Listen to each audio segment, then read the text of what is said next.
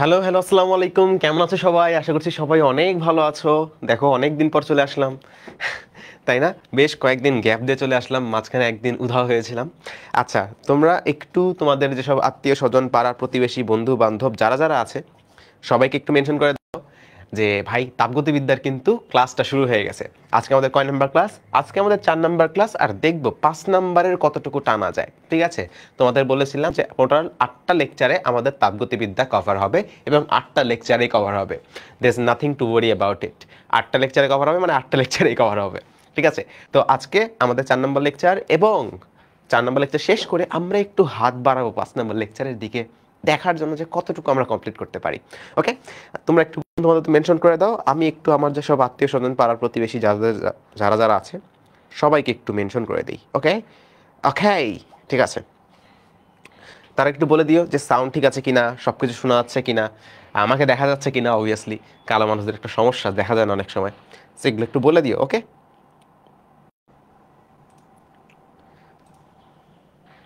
আমি তোমাদের একটু কমেন্ট অন করে ফেলি ফার্স্টে, সাইডে সুন্দর মতো কমেন্টটা। ওয়ালাইকুম আসসালাম যারা যারা সালাম দিচ্ছ, কেমন আছেন? আমি তো ভাই কেমন আর বলবো, আছি মোটামুটি টুকটাক অ্যাভারেজ। না, আছি আলহামদুলিল্লাহ, ভালোই আছি। আচ্ছা, আমরা একটু কয়েক মিনিট সময় নিই। হ্যাঁ, কয়েক মিনিট না, কয়েক সেকেন্ড একটু সময় নিই।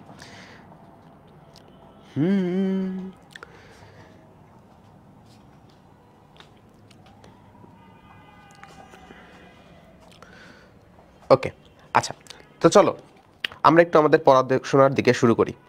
পড়াশোনার জায়গায় শুরু করি। তোমরা অনেক দিন এই তাপগতিবিদ্যা পড়ো নাই, প্রায় 2 দিন হয়ে গেল। পড়াশোনার বাইরে থাকলে আসলে একটা ম্যাজ ম্যাজে ভাব চলে আসে।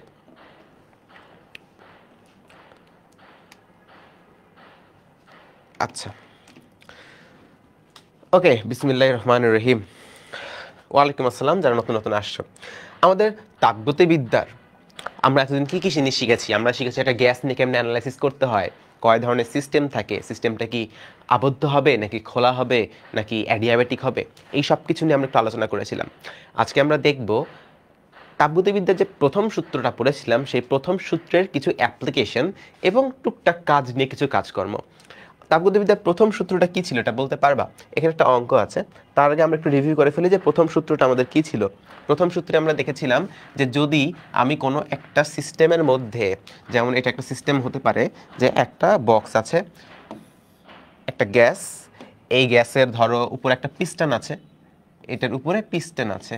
পিস্টন থাকার অর্থ কি? মানে উপরের যে ঢাকনাটা, এই ঢাকনাটা উপরে চলাফেরা করতে পারে। এটার উপরে পিস্টন, এটার মধ্যে অনেকগুলো গ্যাস আছে। আমি এটার মধ্যে কিছু পরিমাণ তাপ শক্তি দিতে পারি। আমি ধরো এটার মধ্যে এইভাবে তাপ শক্তি দিলাম। হ্যাঁ, কতটুকু তাপ দিব? ধরো আমি দিলাম, যদি আমি ক্ষুদ্র তাপ হিসাব করি যে সামান্য তাপ দিয়েছি, তাহলে আমি এটাকে বলতে পারি ডি কিউ, মানে ক্ষুদ্র একটা তাপ দেওয়া হয়েছে। বা যদি আমি চিন্তা করি যে আমি একটু বেশি পরিমাণ তাপ দিব, তখন আমি এটাকে বলতে পারি যে ডেল কিউ। আমরা আগের ক্লাসে দেখেছিলাম, ডি কিউ বলতে পারো, ডেল কিউ বলতে পারো, তোমার যেটা ইচ্ছা। আমি আজকের জন্য ডেল কিউ বলছি। ওকে, আচ্ছা। এখন যদি আমি একটু তাপ দিই, তাহলে এখানে কয়েক ধরনের ঘটনা ঘটতে পারে। প্রথমত, এই গ্যাসের যে অভ্যন্তরীণ শক্তি বৃদ্ধি পাবে, অর্থাৎ অভ্যন্তরীণ শক্তি বৃদ্ধি পাবে ডেল ইউ। আবার এই গ্যাস কিছু পরিমাণ কাজ করবে, যে একটু ধাক্কা দেবে, একটু ধাক্কা দিয়ে এই পিস্টনটাকে একটু উপরে উঠাবে। একটু উপরে উঠানোর কারণে কিছু পরিমাণ কাজ হবে। এই যে একটু উপরে উঠাইলো, তাহলে সরণ হচ্ছে। এই সরণটাকে আমরা কাজ বলছি। অবশ্যই বল প্রয়োগ করে সরণ ঘটালে কাজ হবে না, হবে তো? তো বল প্রয়োগ করে সরণ করছে, এটাকে আমরা কাজ বলছি। তো এখানে কিছু পরিমাণ কাজ হবে, এটাকে আমরা ডেল ডাব্লু আকারে প্রকাশ করছি।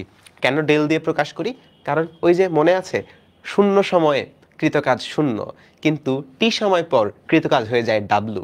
এই যে ডাব্লু মাইনাস শূন্য ইকুয়ালস টু ডাব্লু। তো ডাব্লু লেখাও যা, ডেল ডাব্লু লেখাও তা, বাট আমরা যেহেতু পরিবর্তন নিয়ে আলোচনা করি, যে একটা নির্দিষ্ট সময়ের মধ্যে কতটুকু পরিবর্তিত হলো, কতটুকু তাপশক্তির পরিবর্তন হয়ে গেল, কতটুকু অন্তস্থ শক্তির পরিবর্তন হলো, কতটুকু কাজের পরিবর্তন হলো, এই পরিবর্তনটা নিয়ে যেহেতু আমাদের কাজ, তাই আমরা ডেল দিয়ে প্রকাশ করি। বাট ভ্যালুগুলো কিন্তু সেম আসবে। ঠিক আছে? আচ্ছা, তাহলে আমাদের এখানে তাপগতিবিদ্যার প্রথম সূত্রটা তাহলে আমরা একবার স্টেট করতে পারি যে কিউ তাপ দিলে সেটা দুই খাতে ব্যবহার করা হবে, অভ্যন্তরীণ শক্তির পরিবর্তন হবে এবং কিছু পরিমাণ কৃত কাজ হবে। যদি আমি ক্ষুদ্র তাপের জন্য বলতে চাই যে অনেক তাপ দিয়ে দিছি, অনেক কাজ হয়ে গেছে, অন্তস্থ শক্তির পরিবর্তন অনেক হয়ে গেছে, অনেক না, ক্ষুদ্র আমাদের দরকার, তাহলে তুমি লিখতে পারো ছোট্ট D Q equals to D U অন্তস্থ শক্তির পরিবর্তন প্লাস ক্ষুদ্র পরিমাণ কৃত কাজ, তোমার যেটা ভালো লাগে। কোনটা কখন পজিটিভ হয় আমি একবার রিভিউ করতেছি, ঠিক আছে, আমি একবার রিভিউ করতেছি কোনটা পজিটিভ হয় কোনটা নেগেটিভ হয় কখন হয়। যখন সিস্টেমে আমি তাপ দিচ্ছি এটা পজিটিভ, যদি তাপ বের হয়ে যেত, সিস্টেম তাপ ছেড়ে দিচ্ছে, তাপ অপসারণ করছে, বলছে না আমার এই তাপ লাগবে না, তখন এটা হয়ে যায় নেগেটিভ। অঙ্ক করলে বুঝবো। যখন তুমি দেখছো অন্তঃস্থ শক্তির পরিবর্তন বৃদ্ধি পাচ্ছে, শক্তি বাড়ছে, তাপমাত্রা বাড়ছে, সেটাকে আমরা বলি ডিইউ, তখন পজিটিভ। ডেলিউ তখন পজিটিভ।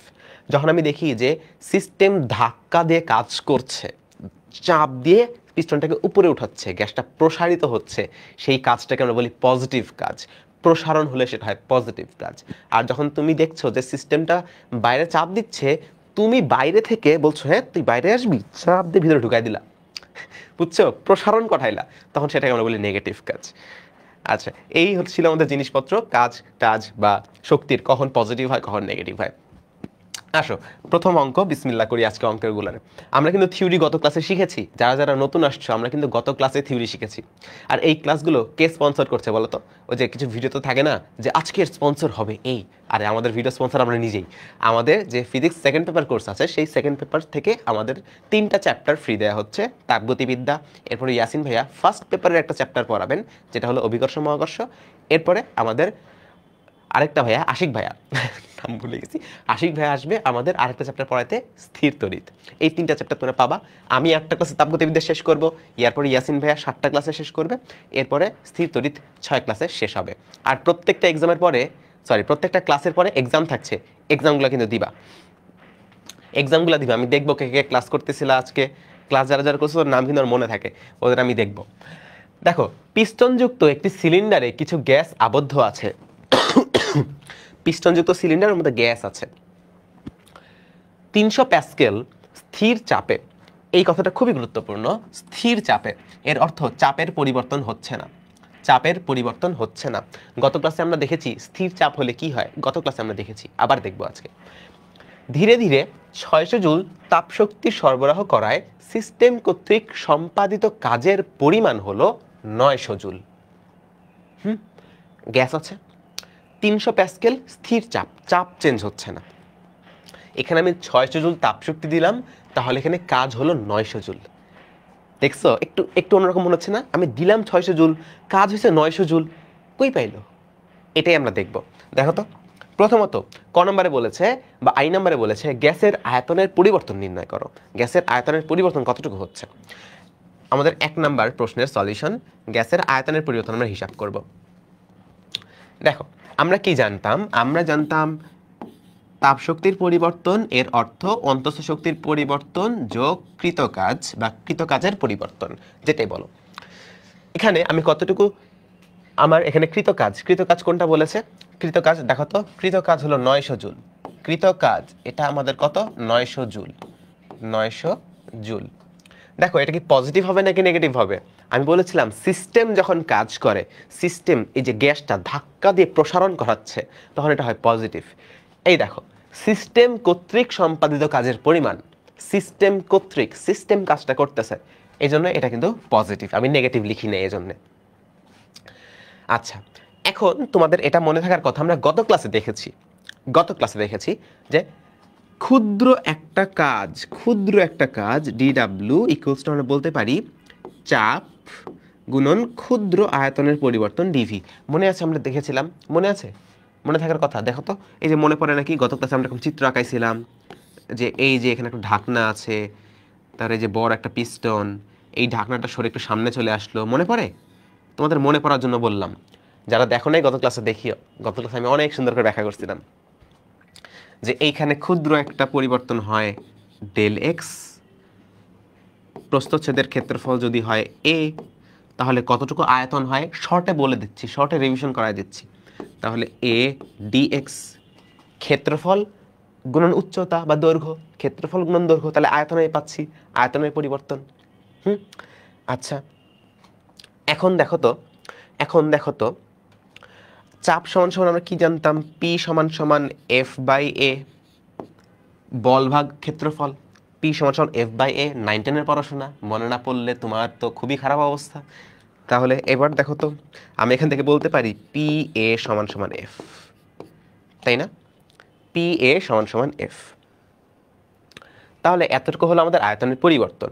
এখন এখানে ধরো এফ বল প্রয়োগ করা হচ্ছে, হ্যাঁ, এফ বল প্রয়োগ করা হচ্ছে, বাইরের দিকে এফ বল প্রয়োগ করা হচ্ছে। এফ বল প্রয়োগ করে তো সামনে সরাবে, তো এফ বল প্রয়োগ করা হচ্ছে। এইখানে এফ বল প্রয়োগ করার কারণে পি চাপ অনুভূত হচ্ছে। তাহলে কৃতকাজ ডাব্লু সমান সমান কত? ক্ষুদ্র একটা কৃতকাজ ডি ডাব্লু, ক্ষুদ্র একটা পরিবর্তন ডিএক্স এর জন্য, এটা সব হলো বল গুণন সরণ। আচ্ছা, এটা সমান সমান লেখা যায় পি এ ডি এক্স। এই যে এডিএক্স মানে কোনটা? এই যে আয়তনের পরিবর্তন বা ডিভি। সো এটাকে আমি বললাম পি ডিভি। ঠিক আছে, দেখো তোমাদের কত সুন্দর করে আমি রিভিশনও করাই দিলাম। সো যারা যারা ক্লাসে শেয়ার করেন বন্ধুদের সাথে শেয়ার করে দিও। আচ্ছা, তো এখান থেকে আমি বললাম তাহলে আমি ইন্টিগ্রেশন করতে হবে। ইন্টিগ্রেশন করলে আমাদের এখান থেকে কি আসে? P DV. দেখো তো পি জিনিসটা ধ্রুবক, পি জিনিসটা ধ্রুবক, আর এখানে তোমার ডি ডাব্লু ছিল। তাহলে এখানে ইন্টিগ্রেশন করলে কি আসে? পরিবর্তন আসে। তো এখানে একটা পরিবর্তন আসলো, সম্পূর্ণ পরিবর্তন। পি যেহেতু ধ্রুবক সামনে চলে আসলো, আর এখানে ইন্টিগ্রেশন করলে সম্পূর্ণ পরিবর্তন। তাহলে দেখো তো কৃতকাজ, সম্পূর্ণ কৃতকাজ কত হবে? চাপ গুণন আয়তনের পরিবর্তন। এইটা কখনো তোমার খাতায় প্রমাণ করতে হবে না, এটা মুখস্থ জিনিস। আমি আরেকবার শুধুমাত্র দেখাইলাম, এটা মুখস্থ জিনিস, আমি শুধুমাত্র আরেকবার প্রমাণ করে দেখাইলাম। ঠিক আছে, খাতায় এটা ডিরেক্ট লিখবা, এটা ডিরেক্ট লিখবা, ডিরেক্ট লিখলে তাহলে কি আসতেছে আমাদের? D W equals to P, চাপ কত? চাপ স্থির, চাপ স্থির, চাপ স্থির ছিল জন্যই কিন্তু আমি এটা করতে পারছি। চাপ স্থির না থাকলে, কনস্ট্যান্ট না থাকলে তো আমি এটা বাইরে বের করে নিয়ে আসতে পারতাম না, এই জিনিসটা আসতো না। সো স্থির আছে জন্যই আমি এটা করতে পারছি। তাহলে 300 প্যাসকেল। খেয়াল করবা এককগুলো এসআই এককে আছে নাকি? প্যাসকেল এসআই এককে আছে। ওকে, সো প্যাসকেল ইনটু আয়তনের পরিবর্তন। দেখো তো আয়তনের পরিবর্তন কত আমি জানি না, এটা আমাকে বের করতে হবে। এটা মান কত? ডিডব্লিউ কত? 900। তাহলে 900 ইকুয়ালস টু 300 গুণন ডিভি। তাহলে ডিভি কত আসতেছে ভাইয়া? 900 ডিভাইডেড বাই 300 সমান সমান কত? মুখে মুখে হবে, ক্যালকুলেটরে যেন হাত না যায়। 3 এবং আয়তনের পরিবর্তন এসআই এককে করতেছে, এটা তো এসআই এককে আসবে, 3 মিটার কিউব। এটা হলো আমাদের আয়তনের পরিবর্তন। বুঝছো? এটা আমাদের সমাধান। তো খাতা কি এত কিছু করতে হবে না? সরাসরি এটা করবা, সরাসরি এটা করবা, সরাসরি এই ফর্মুলা লিখবা, ফর্মুলা লিখে ধরাম করে এটা করা শুরু করে দিবা, ফর্মুলা লিখে করা শুরু করে দিবা। বুঝেছো? বুঝেছো? খুব সহজ একটা জিনিস, জাস্ট ফর্মুলাটা দেখালাম যেন একটু লম্বা লাগলো। ওকে, তো এই অঙ্কটা আমরা বুঝেছি। চলো নেক্সট অঙ্কে আমরা যাই, নেক্সট অঙ্কে আমরা যাই। নেক্সট অঙ্ক দেখো, পিস্টনযুক্ত একটি সিলিন্ডারে কিছু গ্যাস আবদ্ধ আছে। 300 প্যাসকেল স্থির চাপে ধীরে ধীরে 600 জুল তাপশক্তি সরবরাহ করায় সিস্টেম কর্তৃক সম্পাদিত কাজের পরিমাণ হলো 900 জুল। একই জিনিস আগে যে আমরা পড়ছি ওটাই। তোমাকে বলছে সিস্টেমের অভ্যন্তরীণ শক্তি বৃদ্ধি পাবে কি? গাণিতিক ব্যাখ্যা করো। তো অভ্যন্তরীণ শক্তি আমরা কি জানতাম? দেখো তো 2 নাম্বার প্রশ্নের সলিউশন, সুন্দর একটা সলিউশন হবে। ডি কিউ তাপ শক্তির পরিবর্তন, কতটুকু তাপ দিলাম, সমান হলো কতটুকু অন্তঃস্থ শক্তির পরিবর্তন হলো প্লাস কতটুকু কাজ করা হলো। এখন কতটুকু আমি শক্তি দিছি দেখো তো, স্থির চাপে 600 জুল শক্তি সরবরাহ করা হলো। কাজে আমি 600 জুল শক্তি দিয়েছি কিন্তু ভাইয়া, এবং আমার অভ্যন্তরীণ শক্তির পরিবর্তন কতটুকু আমি জানি না।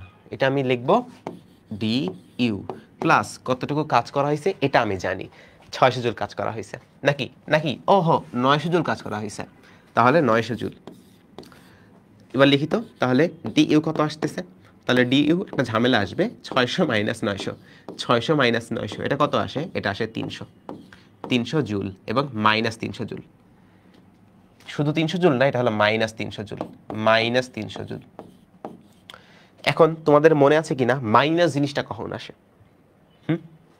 মাইনাস কখন আসে? আমি আজকে ক্লাসেও বললাম, মাইনাস কখন আসে? যখন অভ্যন্তরীণ শক্তির পরিবর্তন বৃদ্ধি পায়, মানে অভ্যন্তরীণ শক্তি বৃদ্ধি পাচ্ছে, পরিবর্তনটা তখন পজিটিভ হয়। যখন অভ্যন্তরীণ শক্তি কমে যাচ্ছে, পরিবর্তনটা তখন নেগেটিভ হয়। তাহলে এটা কি বাড়ছে নাকি কমছে? এটা যেহেতু নেগেটিভ, এটা তো নেগেটিভ, তাই না? নেগেটিভ, তাহলে বোঝাই যাচ্ছে এখানে অভ্যন্তরীণ শক্তির পরিবর্তনটা নিচের দিকে হচ্ছে বা কমছে। তাহলে এটা কি বৃদ্ধি পাচ্ছে অভ্যন্তরীণ শক্তি? না, এটা কমছে, অভ্যন্তরীণ শক্তি কমছে।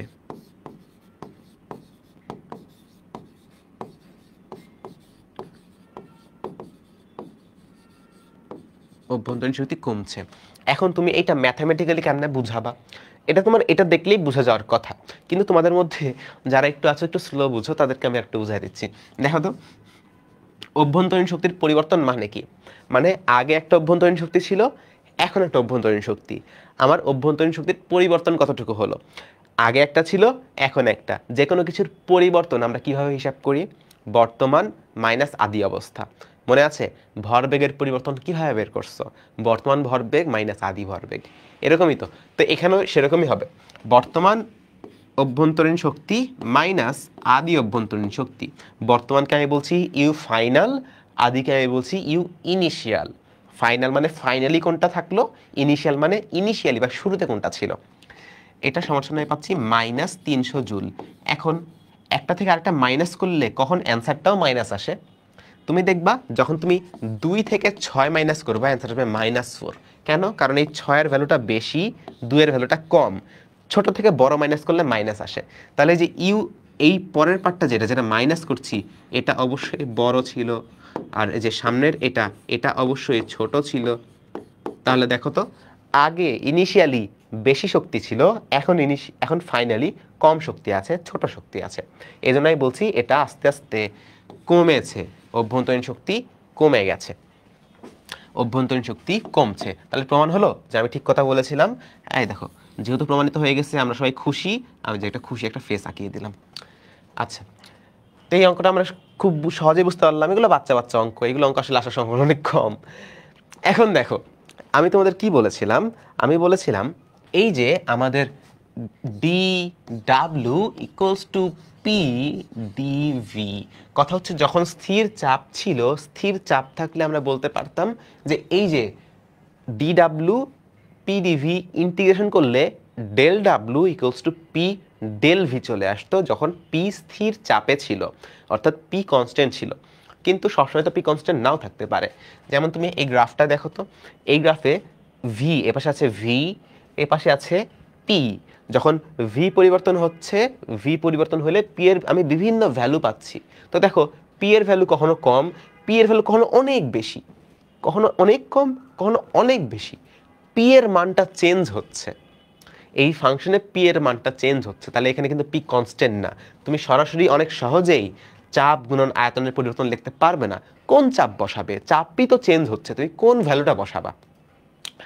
এখানে এই যে গ্রাফটা আছে, তুমি জানো সবগুলো ফাংশনের এই যে গ্রাফগুলো আঁকা, এগুলো একটা ফাংশন থাকে। মানে এই গ্রাফটা কিভাবে যাবে, তার একটা ফাংশন থাকবে না?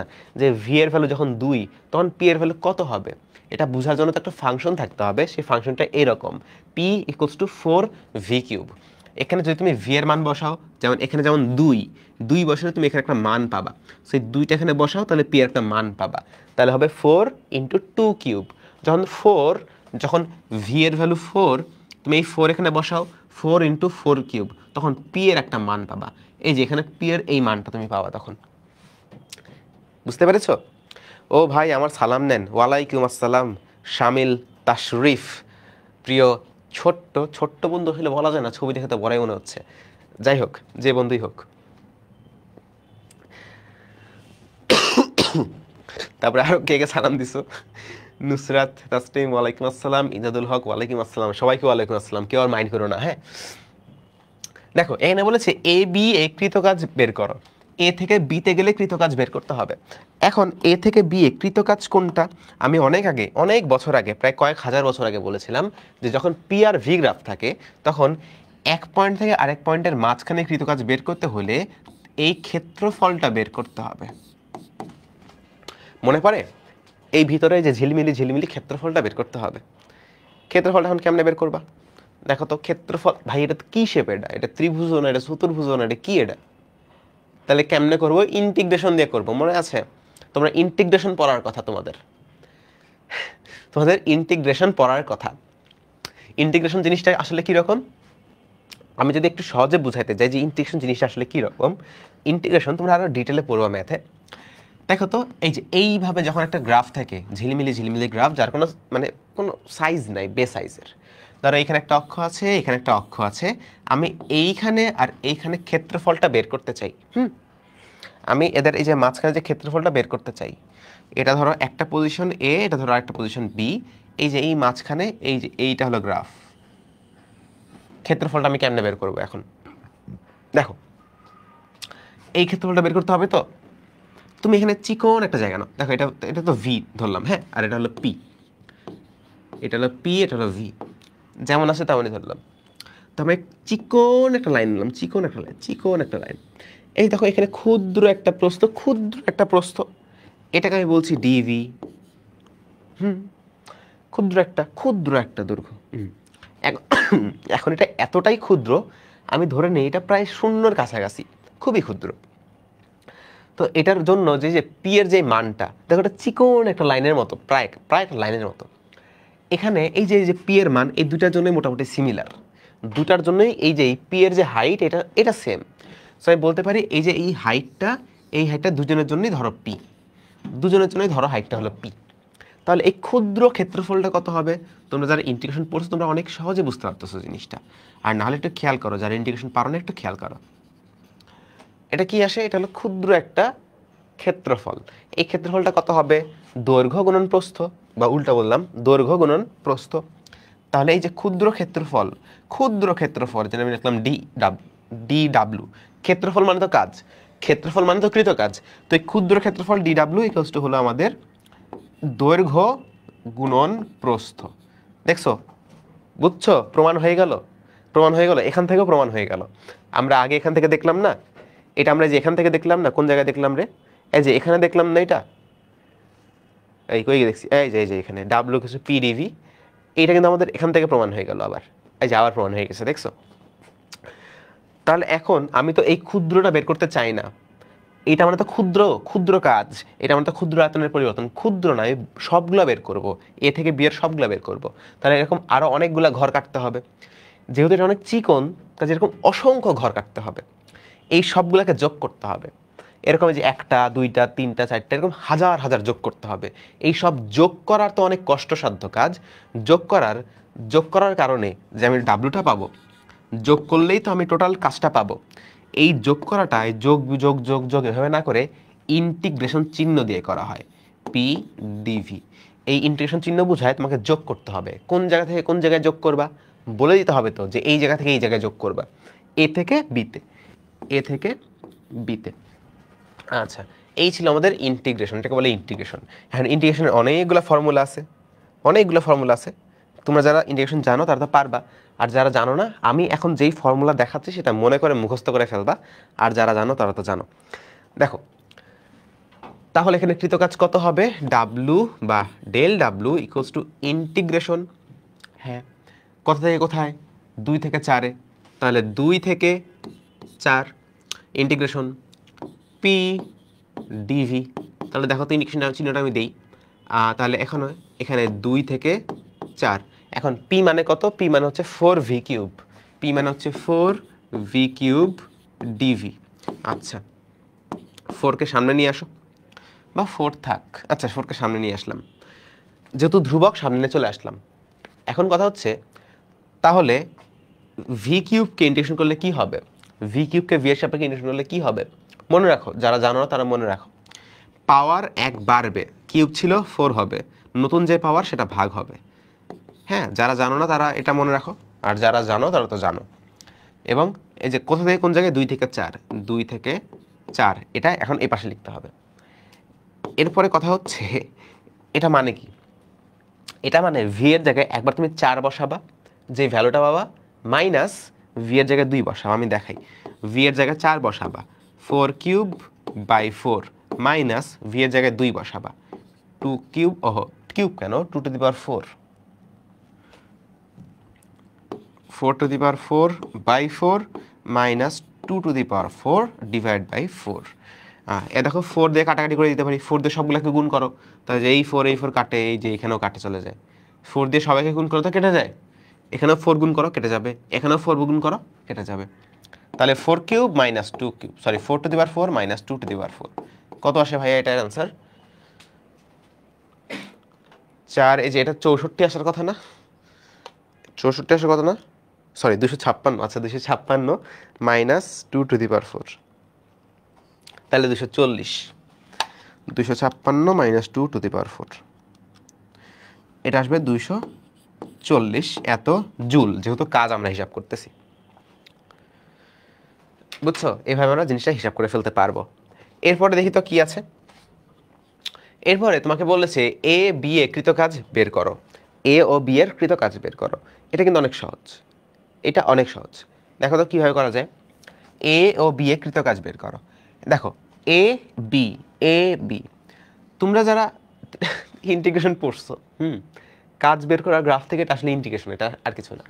তো তোমরা যারা ইন্টিগ্রেশন পড়ছো, তোমরা মনে থাকবে যে যখন আমরা ইন্টিগ্রেশন করে ক্ষেত্রফল বের করি, তখন উপরে একটা পজিটিভ ধরি, নিচে একটা নেগেটিভ ধরি। তাহলে এটা পজিটিভ, এটা নেগেটিভ। তাহলে দেখো তো কত আসে, দেখো তো কত আসে। তাহলে এই ত্রিভুজটা কত আসবে, এখানে একটা ভ্যালু দেওয়া নাই, ধরো এটা হলো আমাদের 3, এটা আমাদের দেওয়া আছে 3। তাহলে কি হবে, এইখানে 3 না, এটা 3 না, এটা 3 না, এটা ধরো 3.5। আচ্ছা, তো তাহলে এই ত্রিভুজের ক্ষেত্রফল কত, এইটা কত হবে, এটা হবে 2.5, আর এই যে উচ্চতা কত দেওয়া আছে, উচ্চতা দেওয়া আছে 3।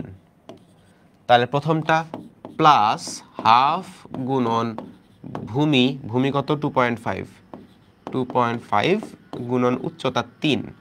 এর পরেরটা যেহেতু নিচের দিকে তাই নেগেটিভ, নিচের দিকে কত, এটা কত, এটা 3.5 থেকে 5 মানে 1.5, উচ্চতা কত নিচের দিকে -2। হ্যাঁ, মানে উচ্চতা তো পজিটিভ হবে, আমরা তো এই ত্রিভুজটা নিয়ে হিসাব করতেছি, আমরা তো পজিটিভ নেগেটিভ স্থানাঙ্ক নিয়ে হিসাব করতেছি না, আমরা তো ত্রিভুজের দৈর্ঘ্য আর উচ্চতা লাগবে আমার। তো ভূমি পাইছি 1.5, উচ্চতা তাহলে এটা কত, স্কেল দিয়ে মাপো, স্কেলে কি নেগেটিভ দেখাবে না, স্কেলে তো পজিটিভ দেখাবে, স্কেলে দেখাবে 2। তাহলে -হাফ গুণন ভূমি কত 1.5, উচ্চতা কত 2। এবার তুমি ভ্যালু বসাও, ভ্যালু বসালে একটা অ্যান্সার চলে আসবে, তাই না? এই যে এই বস্তুগুলোকে সরাই নিয়ে আসি একটু এইদিকে। আচ্ছা, এটার ভ্যালু একটা কিন্তু অ্যান্সার আসবে, যদি কখনো পরীক্ষা আসে করবো, বাট এটা ভুল, এইটা ভুল। কেন ভুল? কারণ চাপ কখনো নেগেটিভ হইতে দেখছো? কখনো মনে পড়ে আমি নেগেটিভ চাপ দেখছি? বলো তো, নেগেটিভ চাপ জিনিসটা কখনো দেখছো কিনা? যে হ্যাঁ ভাই, ওই যে একটা ঘটনা ঘটছিল তখন আমি নেগেটিভ চাপ দেখছি, হয় না, কিন্তু চাপ কিন্তু নেগেটিভ হয় না, এইটা কিন্তু নট পসিবল। সো যদি বাই চান্স প্রশ্ন আসে তাহলে তুমি জানো যে কেমনে সলভ করা লাগবে, কিন্তু এটা আসলে পসিবল না, কারণ এটা হয় না। সো হয়তো বা বোর্ডে কখনো চলে আসতে পারে, যদি আসে তাহলে এভাবে করবা, কিন্তু জেনে রাখা ভালো এটা আসলে পসিবল না, ঠিক আছে? আচ্ছা, এখন একটু দেখো সাইক্লিক প্রসেস, বা যেটা ঘূর্ণায়মান, এক জায়গা থেকে শুরু হয়ে আবার সেই জায়গায় ফেরত আসে, এগুলো আমরা কেন সলভ করি। সাইক্লিক প্রসেস আমি এতক্ষণ যেগুলো বলছি এগুলো বুঝছো যারা ক্লাস করতেছো? যে হ্যাঁ ভাই আপনি যেগুলো পড়াচ্ছেন এতক্ষণ আমি বুঝছি, যদি ক্লিয়ার হও তাহলে কন্টিনিউ করবো আমি।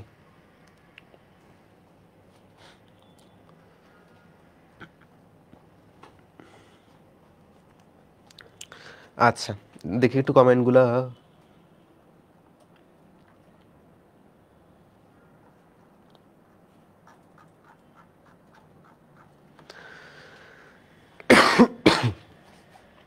ঠিক আছে, আচ্ছা এবার দেখো, এবার আমরা একটা সাইক্লিক প্রসেস নিয়ে আলোচনা করি।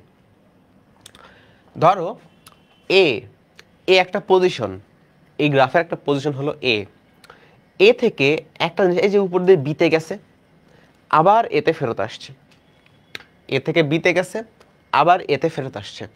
দেখো তো প্রথমে যখন সে গেছে, যখন সে এই যে এখান থেকে যখন সে এইখানে গেছে এই পথে, তখন তার আয়তনটা বাড়ছে নাকি কমছে? যখন এখানে ছিল তখন আয়তন কত? আয়তন ছিল 2। যখন সে এই জায়গায় ঘুরে এই জায়গায় চলে আসলো এই পয়েন্টে, তখন আয়তন কত? 6। তাহলে 2 থেকে আয়তন বেড়ে 6 হয়েছে। এখান থেকে এইখানে কতটুকু বাড়ছে?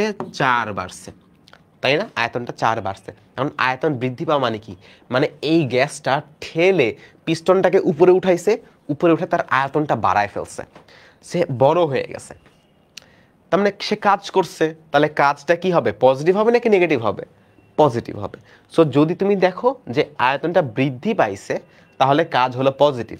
তো এখন দেখো তো, এই যে এ থেকে বিতে, এ থেকে বিতে, শুধু এ থেকে যে বিতে গেছে এইটার, এইটুকুর কৃতকাজ কত? এই যে এ থেকে বিতে গেছে শুধুমাত্র এইটুকুর কৃতকাজ কত? তুমি বলবে ভাই এই যে এই লাইনটার কৃতকাজ হবে এটার ভিতরে যতটুকু ক্ষেত্রফল আছে এই পুরা ক্ষেত্রফলটা, তাই না? এই গ্রাফের 2 থেকে 6-এর মাঝখানে এই গ্রাফের নিচে যত ক্ষেত্রফল আছে এই এক্স অক্ষের সাথে, এই পুরাটাই হলো এটার কৃতকাজ, পুরাটাই হলো এটার কৃতকাজ, পুরাটাই হলো কৃতকাজ। আবার আবার যখন এটা বি থেকে এতে ফেরত আসবে, বি থেকে এতে ফেরত আসবে, তখন কি হবে? তখন কি আয়তন বাড়ছে না কমছে? বি থেকে শুরু করলো যেখানে আয়তন ছিল 6, ঘুরে সে এতে চলে আসলো যেখানে আয়তন হলো 2। তাহলে 6 থেকে 2 আয়তনটা কি হলো? আয়তনটা কমে গেল। 6 থেকে 2 -4 হয়ে গেল, কমে গেল। আয়তন কমে যাওয়া মানে কি? গ্যাসটা সংকুচিত হয়ে গেছে। কেউ চাপ দিয়ে গ্যাসটাকে সংকুচিত করছে, গ্যাস কাজ করে নাই, গ্যাসের উপরে কেউ কাজ করছে। সো এখানে কৃতকাজটা আসবে নেগেটিভ। হ্যাঁ, এখানে কৃতকাজটা আসবে নেগেটিভ। সো তাহলে এখানে নেগেটিভ আসবে, বুঝতে পারছি। তো কৃতকাজ কতটুকু? এই গ্রাফের জন্য, এই যে এই গ্রাফের নিচে যেটুকু ক্ষেত্রফল আছে, এই যে এইটা, এইটা, এইটা এবং এটা হলো নেগেটিভ। কেন নেগেটিভ? কারণ আয়তনটা কমে যাচ্ছে। তো এবার দেখো, এই যে এই পুরো ক্ষেত্রফলটা থেকে, এই পুরো ক্ষেত্রফলটা থেকে তুমি যদি নিচেরটা মাইনাস করো, তোমাকে বললাম মোট কাজ কতটুকু হয়েছে, মোট কাজ। তো তুমি মোট কাজ কেমনে হিসাব করবা? প্রথমে এই টোটাল ক্ষেত্রফলটা তুমি বের করবা, টোটাল কাজটা তুমি বের করলা যে হ্যাঁ ভাই যে প্রথমে অর্ধেক যাইতে এইটুকু কাজ হয়েছে, আচ্ছা। এরপরে বাকি অর্ধেক ফেরত আসতে নেগেটিভ কাজ হয়েছে। নেগেটিভ কাজ করা মানে কি? একটা কাজ আছে, নেগেটিভ একটা কাজ যোগ করতেছি, তার মানে কি বিয়োগ করতেছি না। 10 আছে, নেগেটিভ 5 নিয়ে এসে যোগ করতেছি, এর অর্থ 10 থেকে তো 5 বিয়োগ করতেছি। সো এখানে একটা কাজ আছে, তুমি নেগেটিভ একটা কাজ নিয়ে আসলা, এই যে নেগেটিভ একটা কাজ নিয়ে এসে যোগ করে দিলা। নেগেটিভ কাজ যোগ করা মানে কি? মানে বিয়োগ করা। একটা কাজ ছিল, তুমি একটা কাজ বাদ দিয়ে দিলা। তো দেখো তো, এই পুরা ক্ষেত্রফলের মধ্যে থেকে, পুরা ক্ষেত্রফল থেকে তুমি নিচের ক্ষেত্রফল বাদ দিয়ে দিচ্ছ, নিচের এই ক্ষেত্রফল তুমি বাদ দিয়ে দিচ্ছ, তাহলে বাকি থাকতেছে কোন ক্ষেত্রফলটা? বাকি থাকতেছে ভাইয়া এই ভিতরের ক্ষেত্রফলটা, এই বিলকি ঝিলকি ক্ষেত্রফলটা। সো যদি তুমি দেখো যে একটা সাইক্লিক প্রসেস, সাইক্লিক মানে কি? মানে একটা জায়গা থেকে শুরু হয়ে ঘুরে এসে সেই জায়গাতেই শেষ হয়েছে, তাহলে কৃত কাজ হবে এই আবদ্ধ ক্ষেত্রের ভিতরের ক্ষেত্রফল। এবং আরেকটু খেয়াল করে দেখো, এটা কিন্তু পজিটিভ আসবে। আরেকটু খেয়াল করে দেখো, এটা পজিটিভ আসবে কেন? কারণ বড় একটা ক্ষেত্রফল ছিল, তুমি নিচের ছোট্ট ক্ষেত্রফলটা বাদ দিছো, তাহলে এই ক্ষেত্রফলটা অবশিষ্ট থাকলো, এটা পজিটিভ আসবে। কিন্তু সেম প্রসেসটা যদি তুমি এখানে চিন্তা করো, তুমি দেখবা উল্টা হচ্ছে।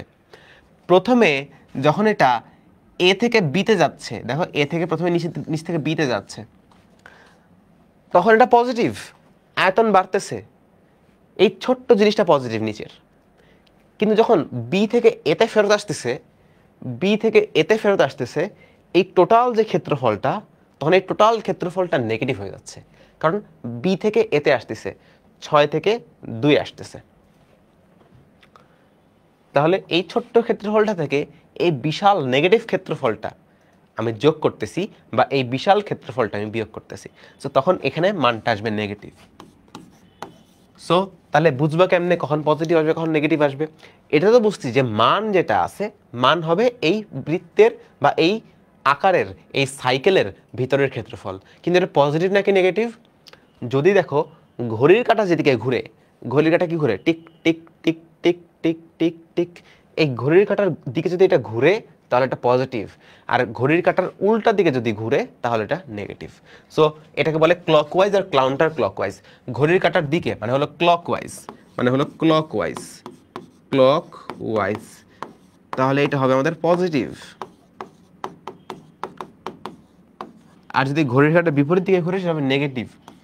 ঘড়ির কাঁটার বিপরীতকে বলে কাউন্টার ক্লকওয়াইজ।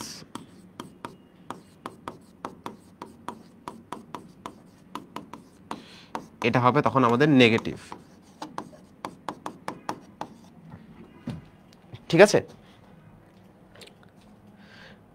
আচ্ছা ভাই, এটা কত নাম্বার ক্লাস? এটা 4 নাম্বার ক্লাস। এটা 4 নাম্বার ক্লাস। আর তাহলে ভ্যালু কোনটা হবে? ভ্যালু হবে এরিয়া অফ সাইকেল। মানে এই যে একটা সাইকেল, এই সাইকেলের ভিতরের ক্ষেত্রফল। এটা বৃত্তও হতে পারে, এটা চতুর্ভুজ আকারের হতে পারে, এটা চতুর্ভুজ আকারের হতে পারে যে এখান থেকে এখানে গেল, তারপরে এখানে, তারপরে এখানে, তারপরে এখানে। চতুর্ভুজ আকারেরও হতে পারে, ত্রিভুজ আকারেরও হতে পারে যে এখান থেকে এখানে গেল, তারপর এখানে, তারপর আবার ফেরত চলে আসলো এখানে। যে কোনো আকৃতির এটা হতে পারে। আচ্ছা, তো এখানে কি সার্কেল। তো প্রথমটা আমি যদি খেয়াল করি যে প্রথমটা এটা ধরো 1, এটা ধরো 2, তাহলে প্রথম ক্ষেত্রে কৃতকাজ কত? প্রথম ক্ষেত্রে এটা হলো সাইক্লিক, তাহলে কোন দিকে? ক্লকওয়াইজ, এটা হবে পজিটিভ। এখন এই বৃত্তের ব্যাস কত? ব্যাস হলো 4, মানে ব্যাসার্ধ হচ্ছে 2, তাই না? ব্যাসার্ধ হচ্ছে 2। বৃত্তের ক্ষেত্রফলের সূত্র কি? এই দেখো, এটা কিন্তু বৃত্ত। এই যে এখানেও দেখো, এখানেও দেখো 4, এই যে এটাও 4, এটাও 4, এটাও 4, এটাও 4, সব দিকে এটা 4 আছে, এটা হলো বৃত্ত। তাহলে ব্যাসার্ধ কত? ব্যাসার্ধ হচ্ছে 2। ক্ষেত্রফল কত? কাজ মানে তো ক্ষেত্রফল। ক্ষেত্রফল কত?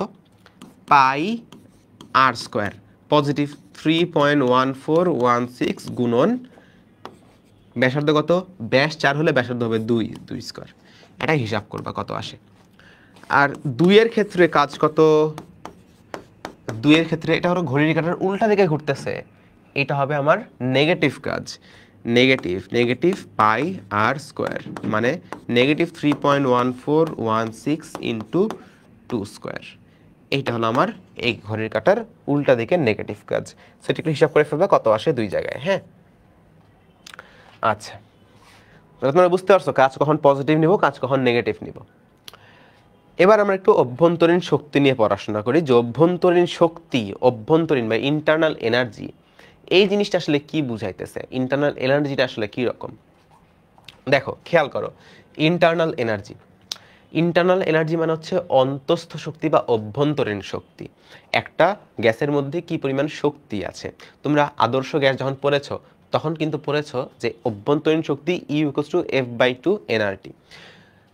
তো অভ্যন্তরীণ শক্তির নির্ভরতা, এটা শুধুমাত্র নির্ভর করে তাপমাত্রার উপর।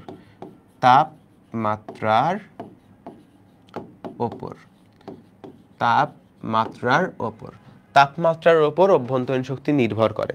এর অর্থ কি? এর অর্থ, যদি তুমি কোনো কিছু তাপমাত্রা বাড়াও, তাপমাত্রা বাড়লে কি হয়? তাপমাত্রা জিনিসটা কি? তাপমাত্রা সম্পর্কে আমরা পড়েছি, তাপমাত্রা হচ্ছে একটা অণু গড়ে কতটুকু কাঁপাকাঁপি করছে তার পরিমাণ, তাই তো? তো একটা অণুর যদি কাঁপাকাঁপি বৃদ্ধি পায়, মানে তাপমাত্রা বৃদ্ধি পায়, তাহলে অণুর কাঁপাকাঁপি বাড়তেছে, অণুর শক্তিটা বাড়তেছে। কাজেই তাপমাত্রা বৃদ্ধি পাইলে অন্তস্থ শক্তি বৃদ্ধি পায়। একটা অণুর শক্তি বাড়ছে, তার মানে সম্পূর্ণ গ্যাসের সকলের তাপমাত্রা বাড়তেছে, সকলের শক্তি বাড়তেছে, পুরা গ্যাসের শক্তিটা বৃদ্ধি পাচ্ছে। সো অন্তস্থ শক্তির পরিবর্তন নির্ভর করে তাপমাত্রার উপর। তাপমাত্রা চেঞ্জ হয়নি মানে শক্তির কোনো চেঞ্জ হয়নি, অন্তস্থ শক্তির কোনো চেঞ্জ হয়নি। সো অন্তস্থ শক্তি শুধুমাত্র তাপমাত্রার উপর নির্ভর করে, আর কোনো কিছুর উপর কিন্তু নির্ভর করে না। আমি যদি আরেকটু ফ্যান্সি ভাষায় বলি, তাহলে অভ্যন্তরীণ শক্তি শুধুমাত্র নির্ভর করে আদি ও শেষ অবস্থানের ওপর। কথাটা বুঝো নাই মনে হয়, আমি দেখাই দিচ্ছি। আমি কি বলতেছি আমি দেখাচ্ছি। ধরো একটা গ্রাফ আছে, আচ্ছা গ্রাফ তো এখানে আছেই। ধরো এখানে একটা পজিশন, এখানে আরেকটা পজিশন। তো এই পজিশনের একটা চাপের মান আছে, এই পজিশনের একটা আয়তনের মান আছে। তাই বললাম চাপের মান ধরো P1, আয়তনের মান V1। স্থানাঙ্ক বলতে পারো যে এই পজিশনে একটা চাপের মান আছে, দেখো তো একটা চাপ আছে, একটা আয়তন আছে। চাপ আমি বললাম P1, আয়তন V1। এখানে চাপ হলো P2, আয়তন হলো V2। তাহলে গ্রাফটা কিরকম, এই যে এইরকম গ্রাফটা, এই যে এরকম।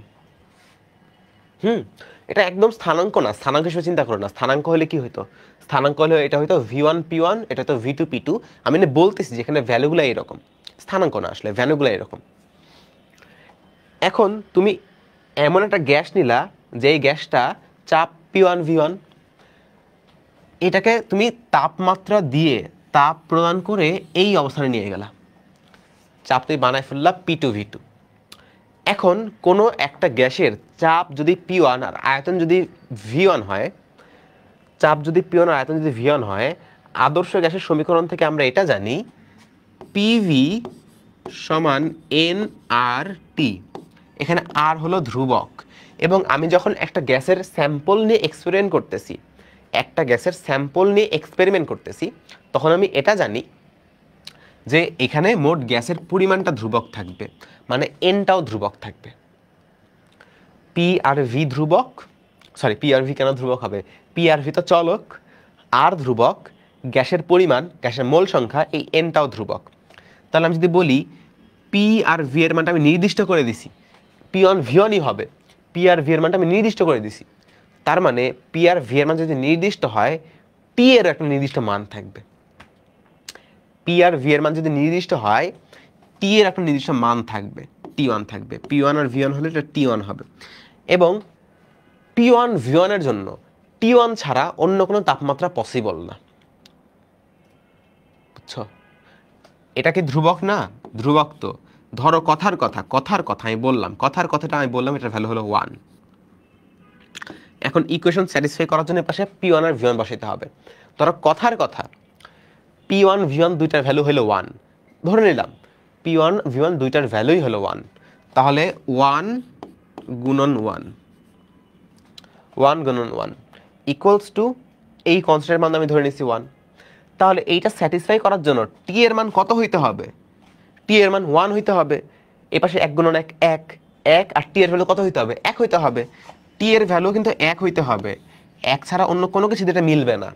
এজন্যই বলছি যদি পি আর ভি এর মান নির্দিষ্ট হয়, এটা তো আগে থেকে নির্দিষ্ট, তাহলে টি এর মানটাও নির্দিষ্ট হইতে হবে।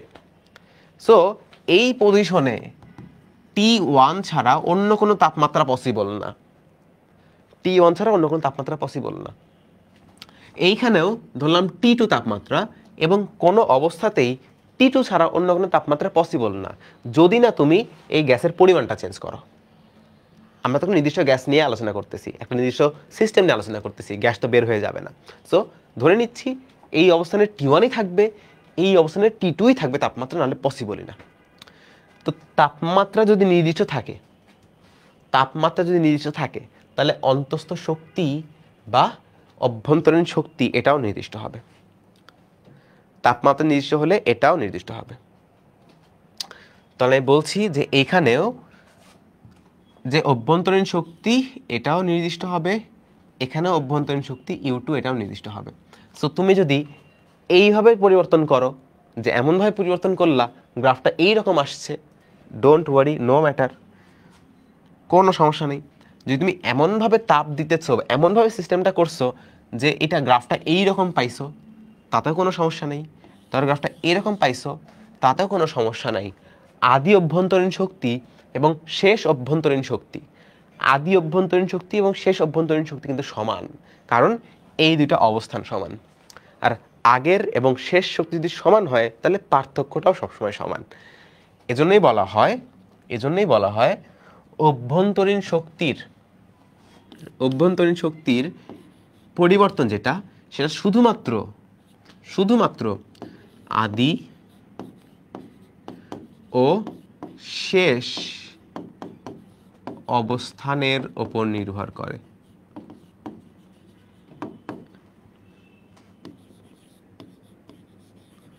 অবস্থানের উপর নির্ভরশীল। অবস্থানের উপর নির্ভরশীল। শুধুমাত্র আদি ও শেষ অবস্থানের উপর এটা নির্ভর করবে। বুঝছো? আচ্ছা, তাহলে এখন আসো, তাহলে এখন আমরা একটু আসি, এখন একটু আমরা অঙ্কের দিকে যাই, অঙ্কের দিকে যাই। আচ্ছা, অভ্যন্তরীণ শক্তি নিয়ে আরেকটা জিনিস তোমরা ওই যে ইয়াতে পড়ছো, আদর্শ গ্যাস অধ্যায় পড়ছো যে অভ্যন্তরীণ শক্তির ফর্মুলা কোনটা? F/2 NRT। এখান থেকেও বুঝতে পারো যদি মোল সংখ্যা সমান হয়, যদি মোল সংখ্যা সমান হয়, এটা তো ধ্রুবক, স্বাধীনতার মাত্রা কোনো একটা গ্যাসের জন্য ধ্রুবক, তাহলে ইউ সবসময় টি এর উপর নির্ভর করে, আর কোনো কিছুর উপর নির্ভর করে না। এখান থেকেও প্রমাণ করা যায়। আচ্ছা, এখন দেখো এবিসি পথে, এবিসি পথে, এবিসি পথে 100 জুল তাপ প্রদানে কৃত কাজ 60 জুল, সরাসরি এসি পথে 93। আচ্ছা, কি হলো কি হলো কি হলো? এবিসি পথে 100 জুল তাপ প্রদানে কৃত কাজ হলো 60 জুল। আমি 100 জুল তাপ প্রদান করছি, আমি খেয়াল করে দেখলাম আমার কৃত কাজ হয়েছে 60 জুল। সরাসরি এসি পথে 93 জুল শক্তি দিলে কতটুকু কাজ হবে? সরাসরি এসি পথে 93 জুল শক্তি দিলে কতটুকু কাজ হবে? আচ্ছা, প্রথমটা করি আগে, প্রথম পার্টটা সলভ করি। এ বি সি, দেখো তো, এ থেকে বি, তার থেকে সি, এ বি সি পথে, এ বি সি পথে কৃত কাজ 60 জুল, মানে এটার আন্ডারে যে গ্রাফ আছে এই গ্রাফের ক্ষেত্রফল হচ্ছে 60 জুল, মানে কৃত কাজ 60 জুল। আমি দিছিলাম 100 জুল তাপ।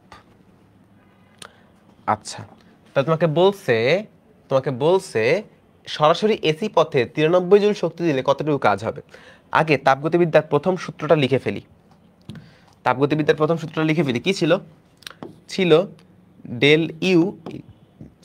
Q equals to del U plus del W. এটা তো ছিল। যদি এটা থাকে তাহলে কতটুকু আমি তাপ দিয়েছি? দেখো, 100 জুল তাপ আমি প্রদান করেছি, মানে সিস্টেমে তাপ দিয়েছি, তাহলে এটা কি হবে? পজিটিভ হবে। তাহলে প্লাস 100 জুল ইকুয়ালস টু অভ্যন্তরীণ শক্তির পরিবর্তন আমি জানি না, প্লাস কৃত কাজ কত? তাপ প্রদানে কৃত কাজ 60 জুল। আমি তাপ দিছি, কৃত কাজ 60 জুল। কোনো কিছু বলে দেয় নাই, তাহলে আমরা ধরে নিব এটা পজিটিভ। হ্যাঁ, ধরে কেন নেব? তুমি দেখতেই পাচ্ছ, দেখো তো এখান থেকে পজিটিভ আর নেগেটিভ। এ থেকে সি, এ থেকে সি আয়তন কি বেড়েছে নাকি কমেছে? এ থেকে সি, তাহলে আয়তনটা কিন্তু বেড়েছে, আয়তনটা বেড়েছে, তাহলে এটা পজিটিভ কাজ। এটা গ্রাফ দেখেই বোঝা যায় পজিটিভ কাজ। তো এটা কিন্তু পজিটিভ হবে, হবে 60 জুল কৃত কাজ পজিটিভ। তাহলে দেখো তো ডেল ইউ কত আসে, হিসাব করো, আসবে 40 জুল। এখন ডেল ইউ মানে কি? মানে অভ্যন্তরীণ শক্তির পরিবর্তন। ধরো এখানে অভ্যন্তরীণ শক্তি ইউ এ, এখানে অভ্যন্তরীণ শক্তি ইউ সি। এ থেকে সিতে গেছে, এ থেকে সিতে গেছে, তাহলে you C minus U A হলো আমার অভ্যন্তরীণ শক্তির পরিবর্তন।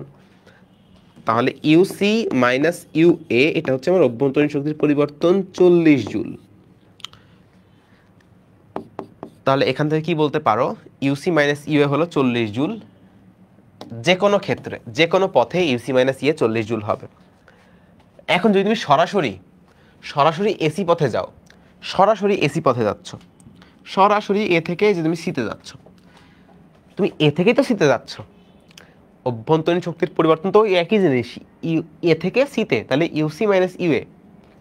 বর্তমানে সিতে আসো ইউসি, আগে ছিল এতে ইউএ, ইউসি মাইনাস আগেরটা ইউএ।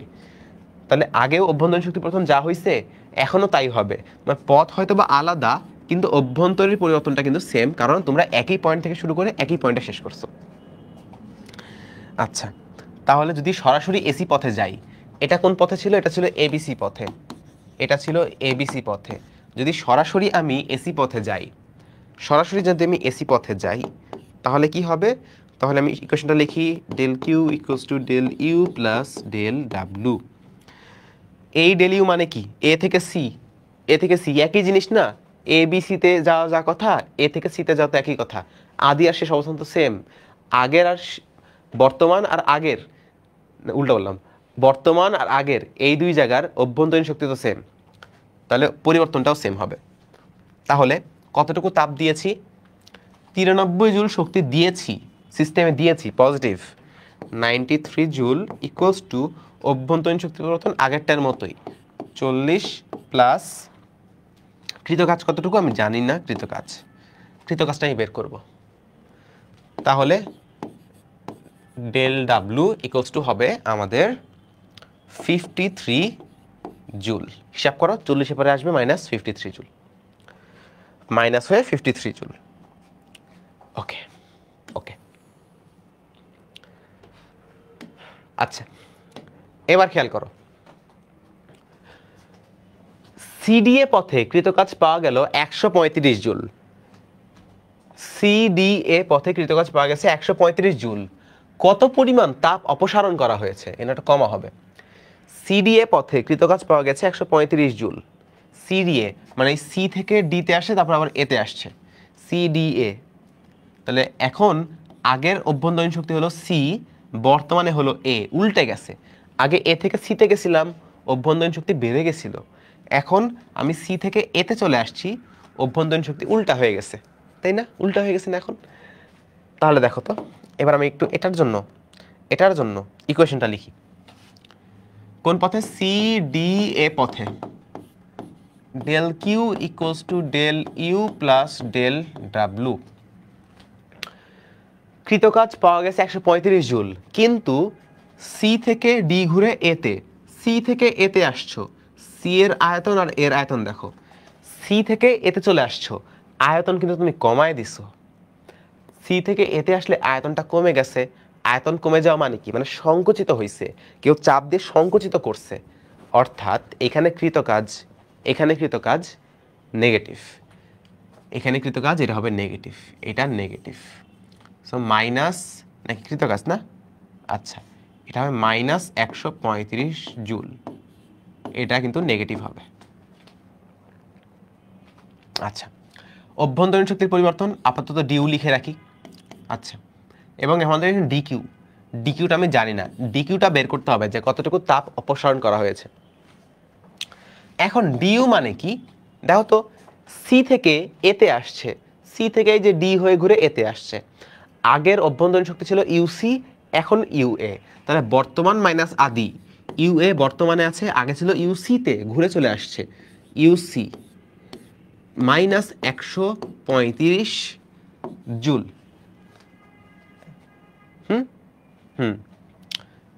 এখানে আমাদের ডেল কিউ কিছু মনে পড়ে? দেখো তো, এখানে ইউসি মাইনাস ইউএ ছিল 40, ইউসি মাইনাস ইউ হলো 40, তাহলে উল্টাটা কত হবে? ইউএ মাইনাস ইউসি কত হবে? এখানে মাইনাস কমন নেই, বুঝতে সুবিধা হবে। UC minus UA minus 135 joule, আর লিখলাম না 135। তাহলে দেখো এটার ভ্যালু কত? ইউসি মাইনাস ইউএ এই যে 40, তাহলে মাইনাস সামনে, তারপরে 40 মাইনাস 135 ডেল কিউ। তাহলে ডেল কিউ এর ভ্যালু কত আসতেছে? ডেল কিউ এর ভ্যালু মাইনাস 175 জুল। এখন এটা নেগেটিভ আসলো, তার মানে কি? কিউ নেগেটিভ কেন আসলো? কিউ নেগেটিভ আসার অর্থ হচ্ছে এইটা অপসারিত শক্তি, এটা অপসারিত শক্তি। এই যে মাইনাস মাইনাস মানে বুঝাচ্ছে অপসারিত শক্তি। তোমাকে জিজ্ঞেস করেছে কতটুকু তাপ অপসারণ করা হয়েছে, মাইনাস মানে বোঝাচ্ছে অপসারিত শক্তি হয়েছে 175 জুল। মাইনাস কি বোঝাচ্ছে? আমি 175 জুল শক্তি অপসারণ করেছি বা বের করে নিয়েছি, বের করে দিয়েছে। সো তখন তুমি লিখবা অপসারিত শক্তি, যখন তুমি নিজে মুখের ভাষায় লিখবা অপসারিত শক্তি, তখন আর নেগেটিভ দেওয়ার দরকার নেই,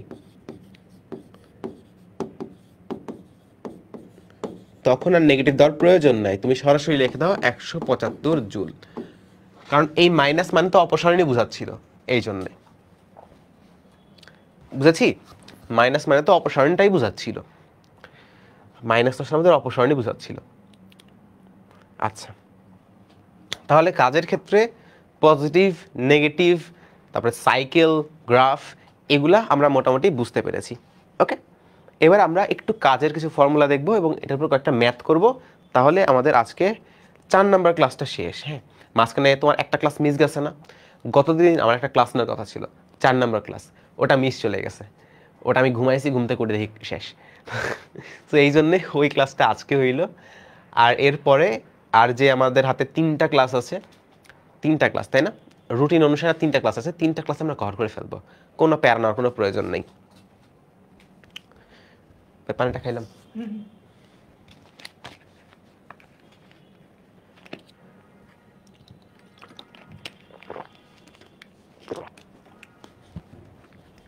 তাহলে আসো দেখো, সমচাপ প্রক্রিয়ায় কৃতকাজ। সমচাপ প্রক্রিয়ায় আমরা কি পরিমাণ কাজ করতে পারি অলরেডি দেখছি না? সমচাপ প্রক্রিয়ায় সমচাপ মানে কি? যেখানে পি কনস্ট্যান্ট,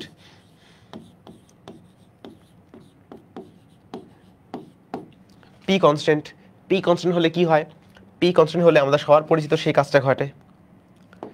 পি কনস্ট্যান্ট হলে আমরা লিখতে পারি এই যে D W equals to P DV. এখান থেকে ইন্টিগ্রেশন করে চলে আসে ডাব্লিউ ইকুয়ালস টু পি এবং আয়তনের পরিবর্তন। কাজের পরিবর্তন মানে কাজ ইকুয়ালস টু চাপ যেটা স্থির ইন্টু আয়তনের পরিবর্তন। এইটা কখন হয়? যখন আমাদের সমচাপ প্রক্রিয়া হয়। এখন সমচাপ প্রক্রিয়াটা দেখতে কি রকম? যদি আমি একটা গ্রাফ আঁকাই, ধরো এটা হলো আমাদের একটা অক্ষ, যেটা এটা হলো আমাদের এক্স অক্ষ ধরো, এবং এটা ধরো আমাদের ওয়াই অক্ষ। তাহলে একটাতে আছে আমাদের পি, একটাতে আছে আমাদের ভি। তাহলে এটা দেখতে কি রকম হবে? এটা দেখতে হবে এই রকম। এই যে যদি আমি একটা লাইন আঁকাই, এটা দেখতে হবে এই রকম, এই যে সোজা উপরের দিকে, এই যে এইরকম হবে। বুঝতে পারছো এটা মানে কি? নাকি আমি ভুল বললাম? আমি ভুল বলছি, আমি এক্সট্রিমলি সরি। এটা হবে এই যে এইরকম। এটা মানে কি? এটা মানে হচ্ছে এই যে চাপ, এই চাপের মান চেঞ্জ হচ্ছে না। দেখো, তুমি যদি ভি এর একটা ভ্যালু নাও, এখানেও চাপের তুমি যেই মানটা পাবা, ভি এর যদি আরেকটা ভ্যালু নাও, এখানেও চাপের আরেকটা ভ্যালু পাবা। যদি আরেকটা ভ্যালু নাও, এখানেও আরেকটা ভ্যালু পাবা। সবগুলো চাপের মান কিন্তু সেম, সো একটা পি আর ভি বনাম গ্রাফে যদি সমচাপ প্রক্রিয়া হয়, তাহলে গ্রাফটা স্ট্রেইট লাইন হয় একটা এরকম। এবং এই গ্রাফের কৃতকাজ বের করা অনেক সহজ। এই গ্রাফে যদি তোমাকে কৃতকাজ বের করতে বলি, তাহলে তুমি তো খুশিতে কাঁদবা। দেখো, এখান থেকে এইখানে কৃতকাজ বের করতে বললাম, কেমনে করব? অনেক সহজ। এটা একটা হবে তখন চতুর্ভুজের ক্ষেত্রফল, এটা হয়ে যাবে একটা চতুর্ভুজের ক্ষেত্রফল। বের করাটা অনেক সহজ হবে। তাহলে এটা কত? ধরো এটা V1, আর এটা হলো আমাদের ডেল ভি, এটা আমাদের V2। এটা হলো আমাদের ধরো চাপ P। তাহলে কৃতকাজ W সমান সমান কত? P গুণন V2 মাইনাস V1 বলতে পারো। V2 মাইনাস V1 যদি V1 থেকে V2 তে যায়, আর সহজে বলতে গেলে ডেল ভি। আচ্ছা, তাহলে এটা বুঝতে পারছি, এটার প্রয়োজন নেই। এখন সমচাপের ক্ষেত্রে কয়েকটা জিনিস তোমাদের মাথায় রাখা একটু দরকার। যেমন তুমি যখন আদর্শ গ্যাস পড়েছিলা, তোমরা দেখেছিলা পিভি সমান এনআরটি। তোমরা কি দেখেছিলা? তোমরা দেখেছিলা পিভি সমান এন আর টি। এন আর তো সাধারণত ধ্রুবক থাকে যে কোনো একটা সিস্টেমের মধ্যে। তাহলে পি জিনিসটাও এখন ধ্রুবক, যেহেতু সমচাপ। তুমি সবগুলো ধ্রুবককে এক জায়গায় নিয়ে আসো, V equals to N R by P, এবং এখানে আমি বলছি টি। এই পুরা জিনিসটাই এখন ধ্রুবক, সবগুলো এখানে দেখো ধ্রুবক। এদেরকে আমি একসাথে বলতে পারি V equals to K T. যদি আমি টিকে এই পাশে নিয়ে আসি, তুমি বলবা V by T equals to K. মানে চাপ এবং তাপমাত্রার অনুপাত সবসময় সমান থাকে, এটা প্রত্যেকটা অবস্থানে সমান থাকবে। সবগুলো অবস্থানে V1 বাই T1, সবগুলো অবস্থানে এটার মান সমান থাকবে। V2 by T2, V3 by T3, সবার ক্ষেত্রে এটার একটা ধ্রুবক থাকবে। এগুলো পরস্পর সমান হবে। ঠিক আছে, এগুলো একটু মাথায় রাখা দরকার। মাথায় রাখলে তোমাদের একটু হেল্প হইতে পারে। একটু হেল্প হইতে পারে। আচ্ছা, এখানে বেশি সময় নষ্ট করবো না, চলো।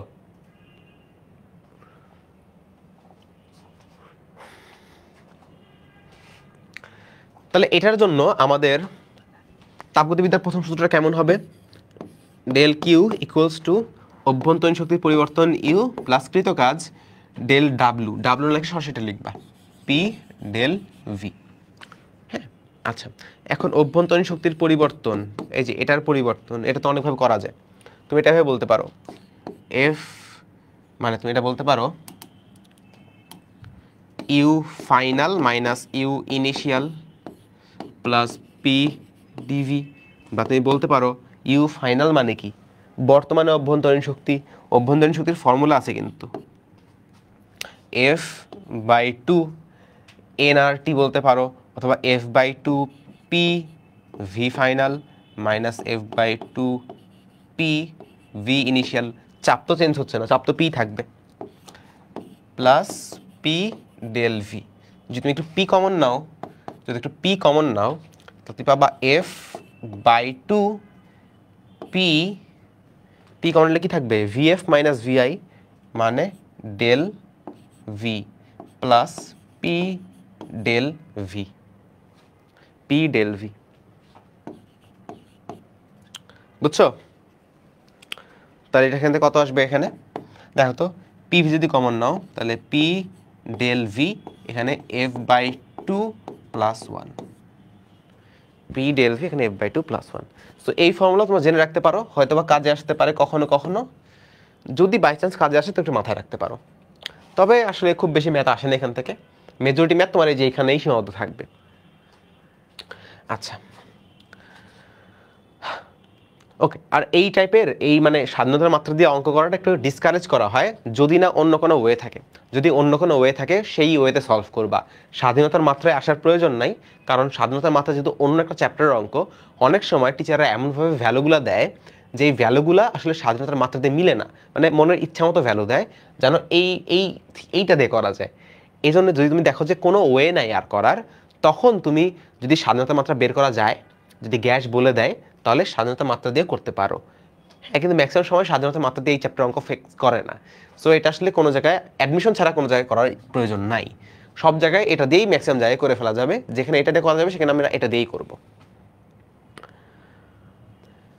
দেখো তো, সমচাপ আয়তন প্রক্রিয়ায় কৃত কাজ, সমচাপ নাকি কি বলছে, এটা সম আয়তন হবে, এটা সম আয়তন প্রক্রিয়ায় কৃত কাজ। সম আয়তন মানে কি, মানে আয়তনের কোনো পরিবর্তন হচ্ছে না।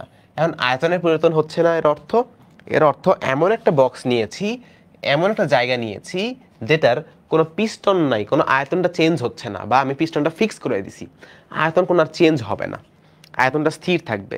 এটাকে আমরা বলি সম আয়তন প্রক্রিয়া। এখন কাজ হওয়ার জন্য কি হতো, সরণ দরকার ছিল। ভাইয়া কাজ আমি করব, কাজ কিভাবে করব, বল প্রয়োগ করে সরণ করতে হবে। গ্যাস বলতেছে ভাই আমি কাজ করতে চাই, আমি বলবো তুই বল প্রয়োগ কর, বল প্রয়োগ করে সরণ ঘটা। সে বল প্রয়োগ করবে, সরণ ঘটবে না, কারণ আয়তনটাই ফিক্স, কিছু চেঞ্জ করা যায় না। তাহলে কি কাজ হবে? কাজ তো হবে না। কাজ ঘটানোর জন্য সরণ দরকার, সরণ নাই তার মানে কাজ নাই। তাহলে এখানে আমার কৃতকাজ সরাসরি কৃতকাজ, এটা এমন কেন হচ্ছে, ও আচ্ছা আচ্ছা, আমি তো বক্স নিয়ে রেখেছি। তোমার কৃতকাজ সরাসরি, কথা ছাড়াই শূন্য, কৃতকাজ দেখা মাত্র শূন্য, কৃতকাজ দেখা মাত্র শূন্য। এটার আয়তন কনস্ট্যান্ট, তাই কোনো কাজ নাই। অনেকে কি করে, অনেকে বলে যে আমরা তো জানি del W equals to P del V, যেহেতু এখানে ভি কনস্ট্যান্ট তাহলে এটার ভ্যালু জিরো, তাহলে জিরো হলে del W equals to P গুণন জিরো। তাহলে del W equals to zero. কিন্তু এইটা তো আসলে ভাই করা যায় না, এটা তো করা যায় না। কেন করা যায় না? কারণ এইটা তো সমচাপ প্রক্রিয়া না, সমচাপ প্রক্রিয়া না হলে তো এই ফর্মুলা আসেই না। বুঝতে পারছো? সমচাপ প্রক্রিয়া না হলে তো এই ফর্মুলা আসেই না। সো এটা এইভাবে করা যাবে না। এটা কোনভাবে বুঝতে হবে যে এখানে তো কোনো আয়তনের পরিবর্তনই হচ্ছে না। আয়তনের পরিবর্তন যেহেতু হচ্ছে না, কাজেই এখানে কোনো কাজ হবে না, সরণ হবে না, কাজ হবে না। তুমি চাইলে এটাকে এভাবে বলতে পারো, তুমি চাইলে এটাকে এভাবে প্রমাণ করতে পারো যে D W equals to P DV, মানে ডিফারেন্সিয়াল বা ক্ষুদ্র পরিবর্তনের আকারে লিখতে পারো। ক্ষুদ্র, এটা তো সবার জন্য লেখা যায় যে কৃতকাজ ইকুয়ালস টু পি ক্ষুদ্র আয়তনের পরিবর্তন। এখানে কোনো পরিবর্তনই নাই, তাহলে এই যে এটার ভ্যালু 0, কাজেই ডি ডাব্লিউ ইকুয়ালস টু 0। যদি ডি ডাব্লিউ 0 হয়, যদি ডি ডাব্লিউ 0 হয়, তাহলে আমি বলতে পারি আমার কোনো কাজই হবে না, আসলে আমার আসলে কোনো কাজই হবে না, আমার এখানে কোনো কাজই হবে না। ভাই এটা আসলে বেস্ট উপায় হলো জিনিসটা এইভাবে লেখা, যদি বোঝার জন্য লেখো এই যে এটা। হ্যাঁ, এখন তুমি জিরোকে যতবারই যোগ করো, ইন্ডিকেশন মানে তো যোগ করা, জিরোকে তুমি যতবারই যোগ করো জিরোই আসবে, তাহলে এটা তোমার ডাব্লু আসবে 0। এটা হচ্ছে কারেক্ট ওয়ে প্রমাণ করার, বুঝতে পারছো? এটা ভুল ওয়ে, এটা হলো কারেক্ট ওয়ে।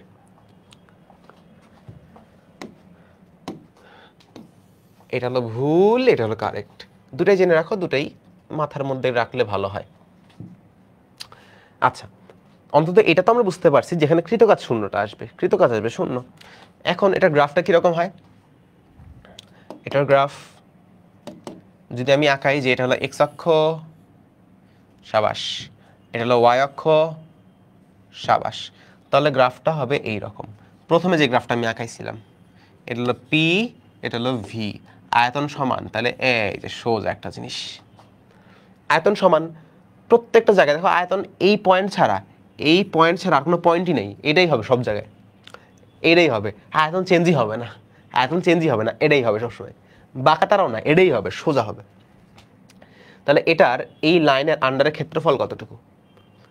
যদি একটা এরকম লাইন হইতো আমি ক্ষেত্রফল বের করতে পারতাম, কিন্তু এই একটা খাড়া লাইনে কি ক্ষেত্রফল বের করা যায়?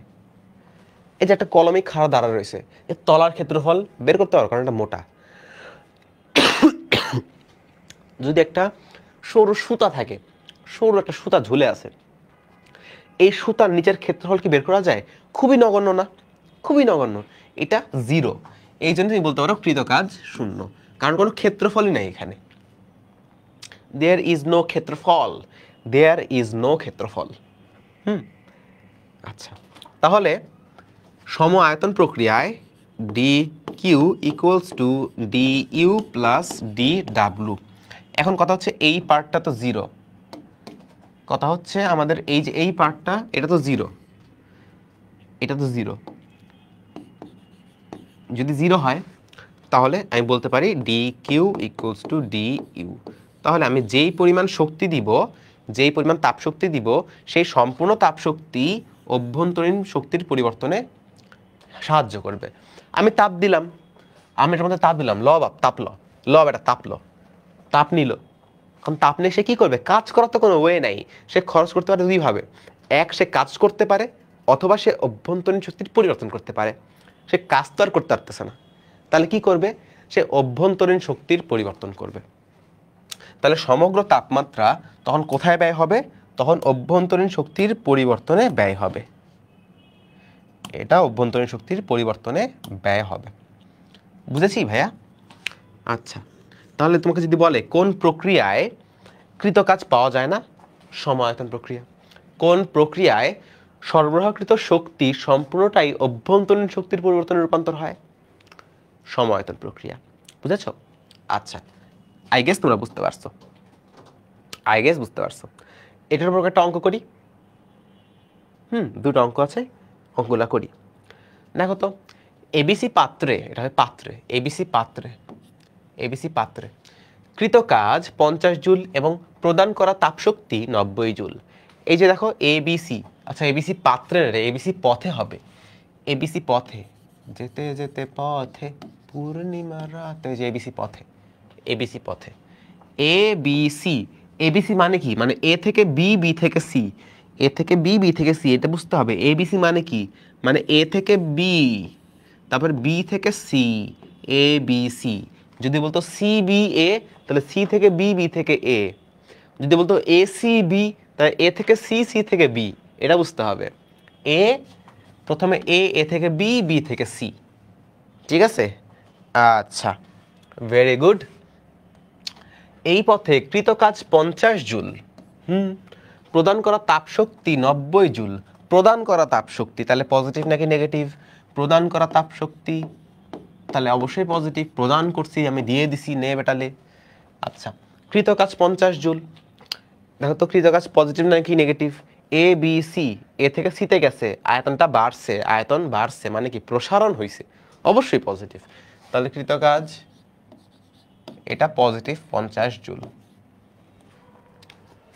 আচ্ছা, কি বলছে হইল। আচ্ছা, তাহলে প্রথম ক্ষেত্রে এবিসি পথে আমরা কি কি পাচ্ছি? এবিসি পথে D Q equals to D U plus D W হওয়া উচিত।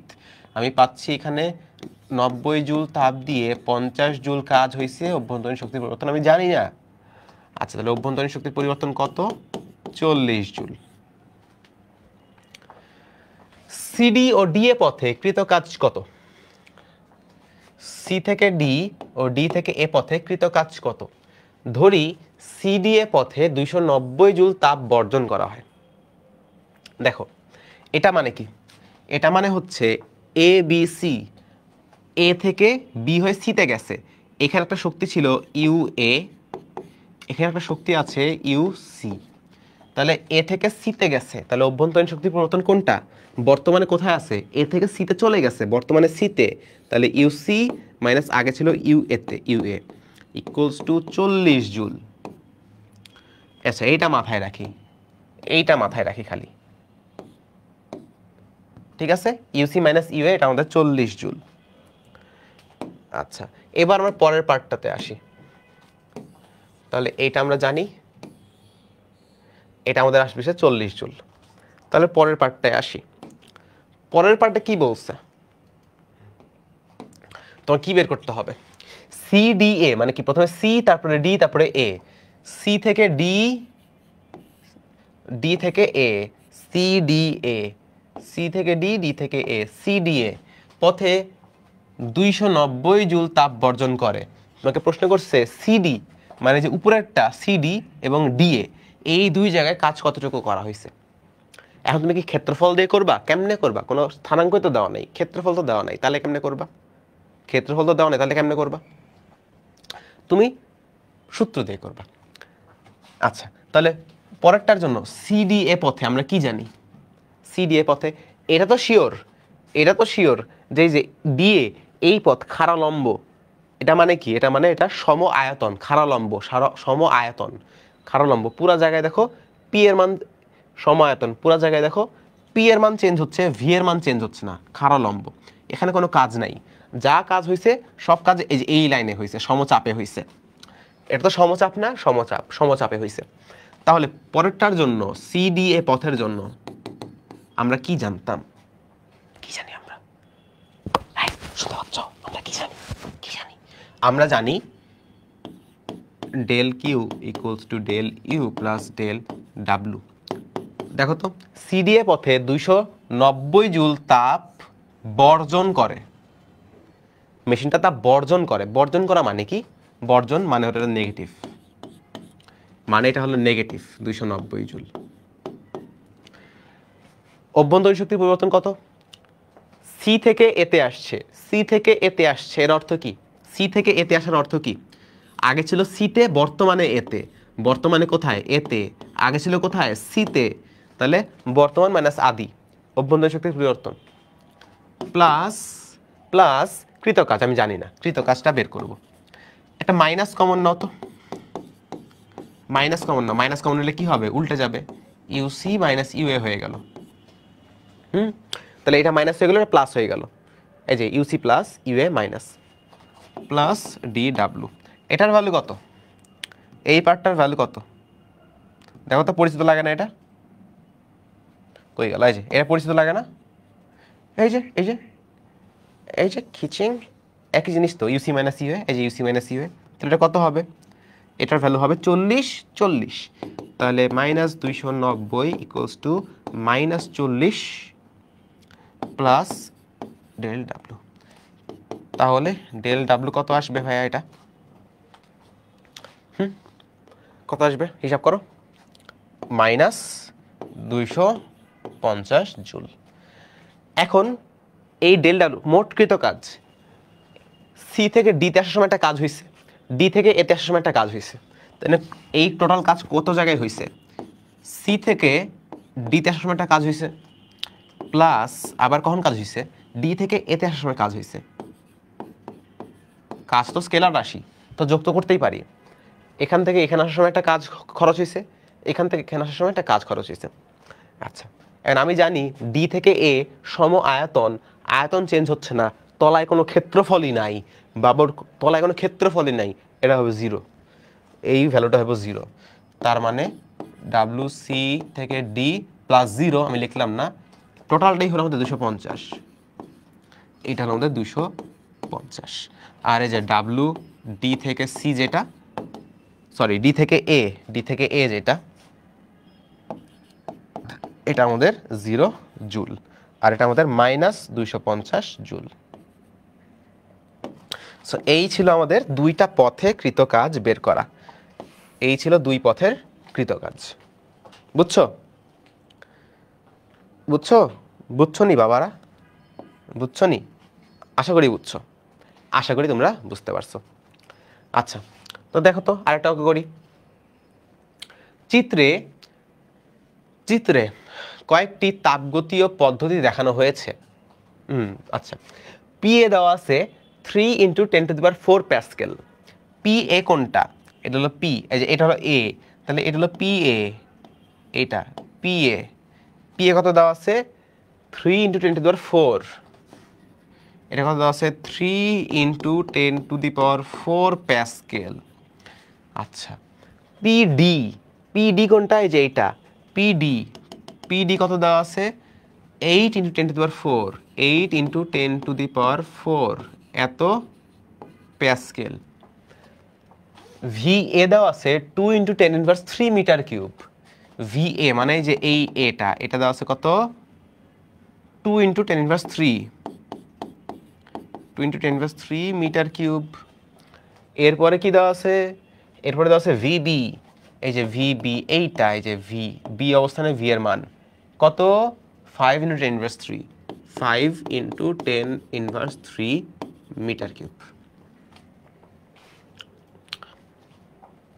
ভ্যালু উঠাইলাম।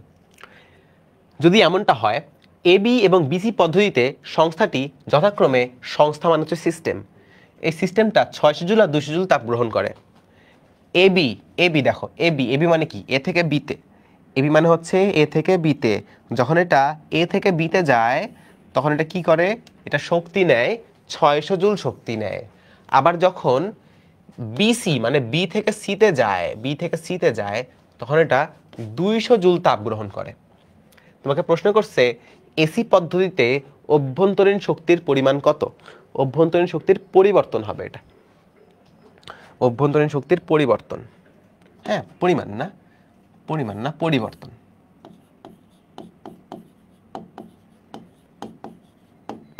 অভ্যন্তরীণ শক্তির পরিবর্তন বের করো।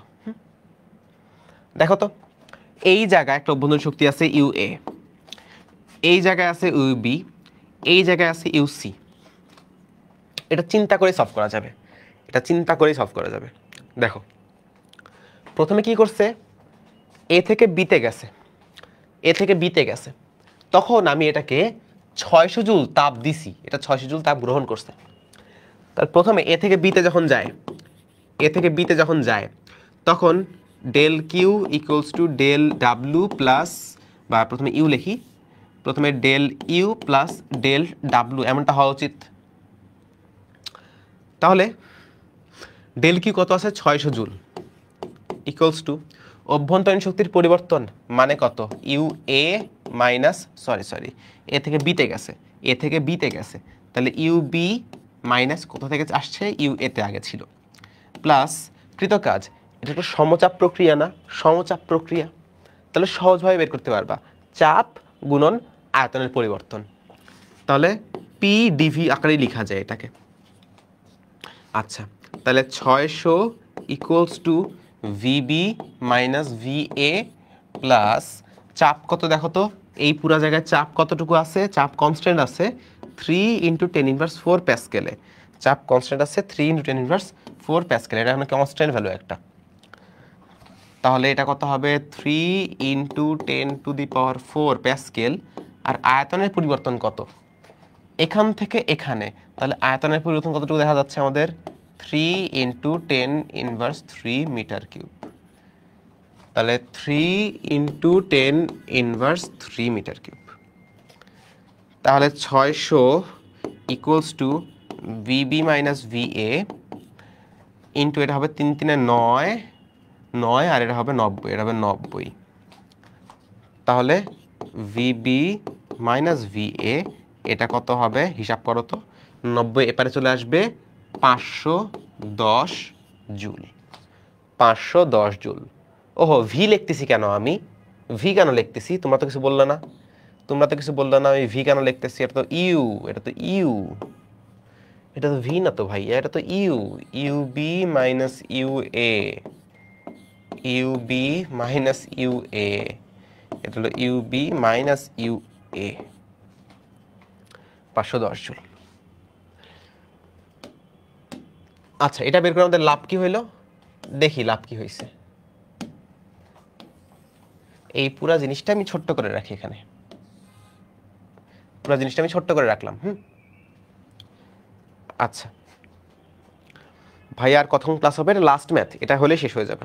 এটা লাস্ট ম্যাথ তো, আর সর্বোচ্চ 5 মিনিট, সর্বোচ্চ 5 মিনিট। এখন দেখো, এটা তো প্রথম পদ্ধতি ছিল, আমরা একটা জিনিসের ভ্যালু বের করছি। পরের পদ্ধতিতে যখন এটা বি থেকে সিতে যায়, তখন কি হয় খেয়াল করতো। যখন বি থেকে সিতে যায়, তখন এমনটা তো হওয়া উচিত, del Q equals to del U plus del W. এখন বি থেকে সি খাড়া উপরের দিকে, আয়তন কনস্ট্যান্ট। দেখো আয়তন কনস্ট্যান্ট, খাড়া উপরের দিকে আয়তনের একটাই ভ্যালু আছে, আয়তন কনস্ট্যান্ট, আয়তন পরিবর্তন হচ্ছে না। এভাবে চিন্তা করতে পারো, এটির তলায় এই যে কাঠি বা দণ্ড বা লাঠি বা লাইন, এটার তলায় তো কোনো ক্ষেত্রফলই নাই, তাহলে এটা কি হবে? এখানে কৃতকাজ শূন্য। এভাবে বলতে পারো এটা একটা সম আয়তন প্রক্রিয়া, তাই কৃতকাজ শূন্য। সম আয়তন প্রক্রিয়ায় কৃতকাজ শূন্য। কৃতকাজ শূন্য মানে কি? যা তাপ দিব তাই অভ্যন্তরীণ শক্তির পরিবর্তন হবে। তাহলে অভ্যন্তরীণ শক্তির পরিবর্তন কত? ইউসিতে পৌঁছাইছে, আগে ছিল ইউবিতে। অভ্যন্তরীণ শক্তির পরিবর্তন কত হবে? যে পরিমাণ আমি তাপটা দিছি, কতটুকু তাপ দিছি? 200 জুল আমি তাপ দিয়ে দিছি, তাহলে 200 জুল। তাহলে এখানে আমি একটা জিনিস পাইছি, এখানে একটা জিনিস পাইছি। চিন্তা করো তো, এখানে একটা পাইছি, এখানে একটা পাইছি। এর মানে কি? এখান থেকে এখানে গেলে শক্তি এতটুকু বাড়ে 510 জুল, আবার এখান থেকে এখানে গেলে শক্তি এতটুকু বাড়ে 200 জুল। বুঝছো? এখান থেকে এখানে 510 জুল বাড়ে, এখান থেকে 200 জুল বাড়ে। তাহলে মোট কত বাড়লো? 510 যোগ 200, 710, তাই না? মুখে মুখে করা যায়, বাট এটা ম্যাথামেটিক্যালি করতে হবে। ম্যাথামেটিক্যালি কেমনে করব? আমি বের করতে চাই এ থেকে সিতে গেলে, দেখো এসি পদ্ধতিতে অভ্যন্তরীণ শক্তির পরিবর্তন বের করো। এসি পদ্ধতিতে এ থেকে সিতে গেলে কি পরিবর্তন হয়?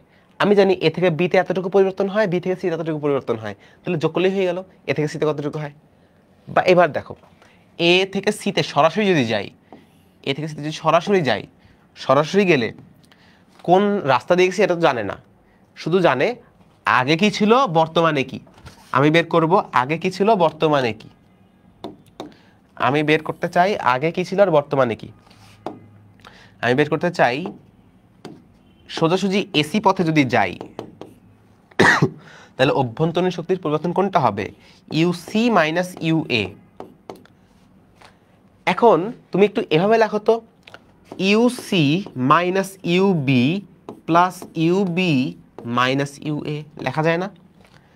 ইউসি আর মাইনাস ইউএ, মাঝখানে প্লাস ইউবি মাইনাস ইউবি ঢুকাইছি, কাটাকাটি হয়ে যায়, বাদ চলে যায়। আমি কেন লিখলাম? এদের সাথে মিলানোর জন্য লিখলাম। এবার দেখো, আমি যদি কমন নিই, তাহলে ইউসি মাইনাস ইউবি, এই যে ইউসি মাইনাস ইউবি, আর এখানে কি আছে? UB minus UA. এখানে প্লাস কমন নাও, ইউবি মাইনাস ইউএ। তাহলে এটার ভ্যালু কত? 200 প্লাস এটার ভ্যালু কত? ইউবি মাইনাস ইউএ, এই যে 510। কত আসে এটা? টোটাল 710। আমি এভাবে লিখতে পারি, এটা টোটাল কত আসলো, ডেল ইউ 710 এত জুল। ঠিক আছে, এই দেখো 710 জুল। বুঝছো? সহজ না? অনেক সহজ না? অনেক সহজ, অনেক সহজ। ইউ মানে ফাইনাল মাইনাস আদি। হ্যাঁ, ইউ মানে ফাইনাল মাইনাস আদি। ঠিক আছে স্যার, আরও 30 মিনিট পড়ান, পরে আসলাম। আচ্ছা, নেক্সট ক্লাসে আমি অনেক পড়াবো। নেক্সট ক্লাসে কথা দিলাম, নেক্সট ক্লাসে আমরা 2 ঘন্টা 2.5 ঘন্টা পড়বো নেক্সট ক্লাসে। ঠিক আছে, নেক্সট ক্লাসে একটু লম্বা একটা সময় যাবে। ঠিক আছে, তো এখন যা পড়লাম, যা আছে এটা একটু দেখো, একটু বই থেকে পড়ো, রিভিশন করো। মোটামুটি সব কিছু সহজ, একটু প্র্যাকটিস করলাম আর একটু একটু জিনিসপত্র দেখছি, একটু রিভিউ করলেই পারবা, সহজ আছে। ঠিক আছে, আজকে থাক, নেক্সট ক্লাসে লম্বা একটা ক্লাস যাবে, প্রিপারেশন নিয়ে আইসো। লম্বা একটা ক্লাস হবে, অনেক ম্যাথ করব, অনেক থিওরি জানবো। সো সময় হাতে নিয়ে আইসো। ভালো থাকো, সুস্থ থাকো। আজকে শেষ করি, আমারও টায়ার্ড লাগছে। আল্লাহ হাফেজ, গুড নাইট, বাই বাই। একদম লাস্টে আসলো সাব্বির,